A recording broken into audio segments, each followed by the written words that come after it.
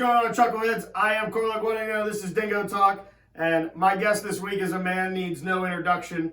The Leonardo DiCaprio of Bethany himself. Harry Chambers is my guest for the first of the year to start 2021 off. So without further ado, Leonardo DiCaprio himself, Harry Chambers. What's going on, Chuckleheads? I am Corlo Guadagnino. We are not in the secret lair, as you call it in your commercial at the end of this. We are outside of Chambers General Store. Sitting next to me is the owner and proprietor of Chambers General Store, Harry Chambers. Harry, thank you for being on the show. Happy to be here. One sponsor to a hopeful sponsor. So now we both have our tees. Got our Turner tee. And I see you have your shirt on. Got my shirt on. Harry, we're going to do what we do every week. I'm going to talk to you about kind of your last year of high school. So I know you're going to have to pick that brain of yours. There you go. A long time ago. But so we're going to have you talk about that, where you went to school, what you did right out of college. I think a lot of people, we've talked about it before, a lot of people think you've been at the store forever, and you have been, but not. I know you went to school up here, but that was elementary school, right? Went to elementary and middle school up here at Bethany. Went to Brook High School. Proud Bruin graduate. Go Bruins. Went on to WVU to be an animal science major and thought I was going to be a veterinarian someday. God knows me and organic chemistry didn't get along, so that ended that dream. So went on to, out of college, went to work for Frank Perdue, the chicken magnate. Went to the Eastern Shore of Maryland. Great place for a 21-year-old with his first job and lots of money to live. 30 minutes from Ocean City, Maryland. Worked for him on the shore for 2.5 years, and I moved on to the Shenandoah Valley. Managed his breeding operation there in 3 states. Managed Kentucky, West Virginia, and Virginia. Stayed there for 15 years, and then in 2005 came back to Bethany. All right, so let's unpack all that. There so you go. You went to school here in Bethany at what's now the Hurl Center. Correct. But it was originally Bethany High School, then it was Bethany Middle, and then Bethany Primary kind of together. Correct. Your mom also taught up there. Correct. 30 years. So what was it like, young Harry, growing up in because you have a brother too, so it wasn't like I've got older brother, so I followed in his footsteps, and it was different growing up in Bethany with your name on the front of the store. So everybody knew what I did, when I did it, and how I did it. And they knew they already knew before. Grandma knew before anybody else did. Now, so for the people that know the store as it is today, that's not what the store looked like then? No, not at all. Well, the look hasn't changed much. We try to keep the country store look, but the business model has changed significantly. We used to be a full service grocery store. Mm-hmm. The people of town relied on us for their basic needs. Since then, we have become, as times have changed, we became more of a convenience store, and then we adapted to. Hold on, I just want. What does the back of this shirt say? Oh, I can't. I have to show that. Yes. Yeah. If they don't have it, you don't need it. Exactly. Is what it says. So where was I? Oh, became more of a convenience store, and then developed more into a lunch counter, so to speak, where the majority of our business is lunches, breakfasts. We added breakfast probably 12 years ago, mm-hmm. and we continue to expand that menu. And that was, so it started with the breakfast sandwiches. That was not that was not something that went back. No, that was something Dad started, and then we started into the custom-made ones, so mm-hmm. that it was hot when you got it, it was fresh when you got it, and you custom ordered it. And now you've expanded that into biscuits and gravy. Biscuits and gravy. We're looking at dried roast beef on toast, mm-hmm. And just any other options we can find that we might make people interested in coming through the door. So you go to school. Obviously, the veterinarian thing goes out the window. Now, what all was the working for Perdue? Because I've heard from other people, in passing in the store, that you're the egg man. There's not an egg that could get by you that you don't know. At one point when I started out, I was in the meat side of it. We were producing the birds that you actually hit your table. And then I moved on to where we produce the eggs that produce the birds that produce the meat on your table. Mm-hmm. At one point, we were producing somewhere between about 3 million eggs a week. Okay. And that's between the 3 states that you were managing? No, that was just West Virginia, Virginia. That doesn't count Kentucky. Jesus, that's a lot of eggs. That's a lot of eggs. That's a lot of eggs. And when you see them splattered all over the road, yeah, it's a mess. Oh yeah, I bet you that's not a good day for you. No. I had 100,000 broken one truck one day. So I guess the next part of this has to be, what was the decision to come back to Bethany? I got a call from Dad one day, and he said, and he called my brother as well, and he said, you've got 18 months. I'm either going to shut it down, or I'm going to rent it, or I'm going to sell it, but I'm done. Been doing this since I was 14 years old, 65 years old at the time. He wanted to retire. I wasn't really happy with what was happening at Purdue, the way the company was going. Frank was stepping out of the way. Jimmy was starting to take over. Jimmy's a good guy, but it's just difference of opinions. Difference of opinions, and did not like my vice president at the time, so I decided to make the move and bring my family home. So, you raised both of your boys here in Bethany? Well, my oldest came to Bethany, started kindergarten here. Okay. And my youngest was only 3 when he came to Bethany, so he remembers nothing else. So, and was your brother involved at the beginning there? Because I know he has stores all throughout Virginia, correct? Napa and some other things. He left when his current wife graduated from West Liberty. They moved to the Piedmont area of Virginia. Okay. He was always been a mechanic, so he started his own vehicle repair shops and has expanded that business into the Napa stores, park stores. But he also always had a love of farming, so he does farm down there. So there's a story I really want you to tell in this first part before I ask anything else, and it's got to be about the Great Riot of the Vietnam War, I believe. The Vietnam riot in Bethany, or the Vietnam protest. Go ahead. They were going to stage a protest in front of everybody knows as the Bison Inn, and my father and my uncle decided they would not allow a bunch of hippie rioters to destroy what the family had built since 1917. So they proceeded to stand in what were 2 plate glass windows at the time, with a couple pump shotguns waiting to disperse the rioters if they decided to cause a problem. Now, the time of the rally came to be, and one old hippie showed up and stood by the telephone pole for about 5 minutes, and a second old hippie showed up and they talked for about 15 minutes, and then they dispersed and went on about their way, and that was the Great Vietnam Protest of Bethany of 1969. And that was the protest of Bethany. They didn't get to shoot anybody, so it was kind of a disappointing day.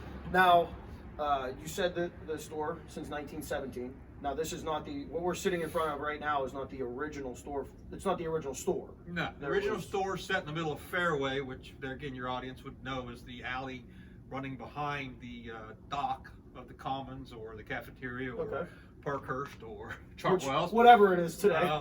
And in 34, my grandfather bought out my great-grandfather, and he moved into this building, which was vacant at the time. And then, so now you have this building, the building that's attached but directly next door, and then the alleyway and the building next to that. Correct. Yeah, we acquired with the apartments up top. We acquired what was the barber shop about 10 years ago now, I guess, and have just added it to the complex. So the expansion of the lunch specials and the soups, because it's cold enough out here, we could use a bowl of soup. We could. Chicken noodle today too. It was, and you missed out. I did. I was at work. What was when you're sitting there and you're coming up with your specials? Obviously, some of them are the staples. Mm-hmm. Why are those the specials that they are? Dad ran a fairly simple business. He wanted 5 specials, and it was every day of the week. When he came in the morning, he knew what he was going to do. Okay. I got the feeling that we had such a small audience, we needed to expand that. So after I got here in 2005, we expanded that to 10 specials. That way we have a 2-week rotation. You don't get bored. You'll come in and get whatever. And some people have their favorites, and they only come in on Thursday for barbecued pork, or they love the Italian sausage, or we have people who die for Fish Friday. Especially for the homemade macaroni and cheese. Mama Chambers macaroni and cheese. Absolutely. Well, I think this is a good spot where you and I we'll take a break. We're going to send it to KJ. Okay. And we'll come back, and then you're going to have to send it to yourself here at the end, which I can't wait for that. Oh, you know it. Take it away, Harry. KJ is going to tell us about Maple Shades Outdoors, all the stuff that's going on over there. If you haven't yet, follow them on YouTube, or subscribe to them on YouTube. Follow them on Instagram. They're doing great things. But without further ado, go ahead, KJ, take it away. What's going on, everybody? This is Kieran Dunn, founder of Maple Shade Outdoors. You're currently watching Dingo Talk with my man Carlo. If you're anything like me and you're really enjoying this content, you should like and subscribe his page. While you're on YouTube, you should probably just head over and like and subscribe Maple Shade Outdoors. Check out our page, enjoy some videos, some outdoor content. You might as well hop on Instagram, Facebook, follow us, Maple Shade Outdoors. Now that's enough about me. I'm trying to get back and watch the rest of Dingo Talk, so I'll talk to y'all later.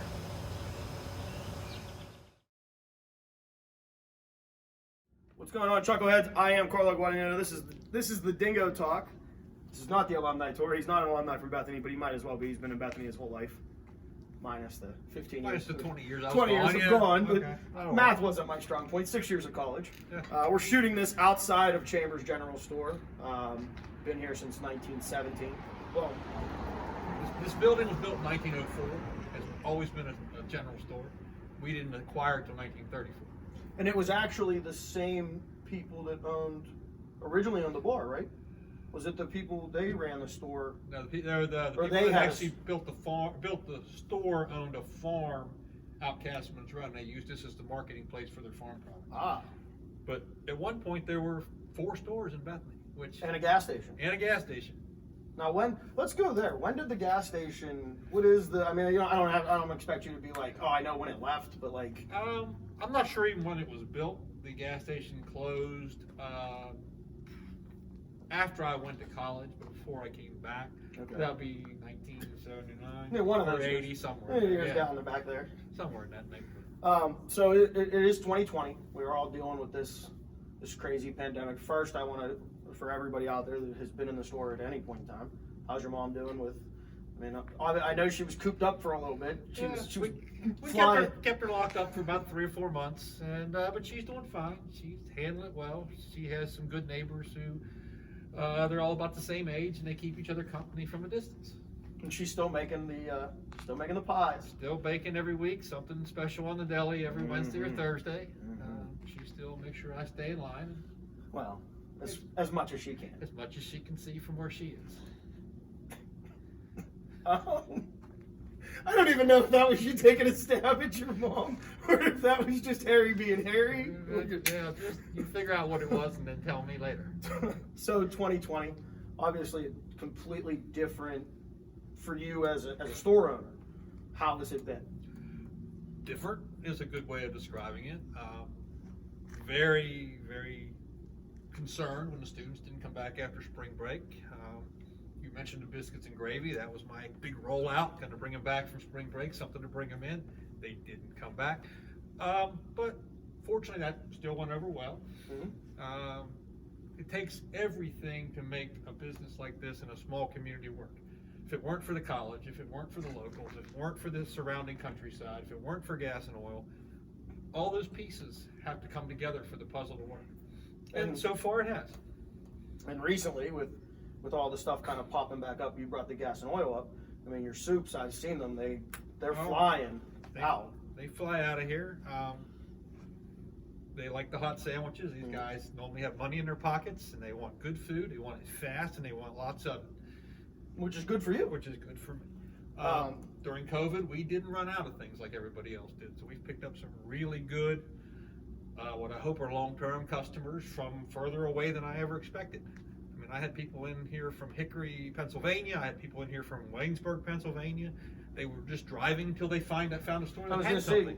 One of the big ones when the toilet paper and paper towel scare kind of happened was you had people from as far as Waynesburg coming kind of up, I guess 844. I'm not sure how they found us. 844, 331. 331. There's a couple of different Route ways. 2. They got here. They found out we had good stuff, and there's still people who come in here just to go to the deli. Now, staying with since 2020 was kind of the change of changes. Let's go to when you first got back to now, because the town has grossly changed. Just the demographic, the college's demographic, the amount of people that are in the town. What have you seen in your time back that's different from when you were back in? We are more of the college place, which we weren't. I think when before I left, we were the local store. The College Inn was the college store. That's the College Inn name. When I got back, Dad had shifted the store's business somewhat to lunches, breakfast, such as that. But I think there was still a disconnect between the college student and the store. Mhm. I like to think that you're laughing at this, but a younger person behind the counter. Go ahead, chuckle. No, I'm letting you go. I was going to say, is Talon going to be working behind the counter? He might be if he fails out of college. Talon, I have faith in you, buddy. But I like to think I developed a rapport with the students, brought the younger crowd in. The all-day breakfast sandwich versus the breakfast sandwich till 10 o'clock. 10 specials instead of 5. The antique Facebook that we had to have one that we didn't have when I got back, and that was a project done by a Bethany College student. A student came to me one day and said, "Hey, I need to do a senior project, and my goal is to work with small businesses. Can I work and develop a Facebook for the store as my senior project?" He did an awesome job, handed it off to my wife, and the last time I heard from him, he was in Pittsburgh working with a company that helped small businesses develop their business. So I think maybe you were really tied together. You were kind of a launching point for him. I'm hoping so, yeah. So I have a question for the now. Question that I've received a lot. And you can choose not to answer. I mean, you are the owner of the business. You choose what you answer and what you don't. The Saturday schedule that has gone under maintenance, I guess we will say, from a year ago. We sat here. I think it went to 1, and then it went to the noon close. Correct. Is that because of just the business model drove that as much as anything. As my parents got older and weren't spending as much time in the store, it just takes, I've got to have some downtime and time away from this to run the other aspects of the business. Got to have that time to have a life. We found that if we closed at 5 on Saturday, these same people came in at 4:30, 4:50. When we closed at 1, they came in at 12, 12:30, 12:50. Close at 12, they come in at 11:30, 11:50. But as long as we're busy, we won't lock the door. no? I mean, if I'm here homecoming was a prime example.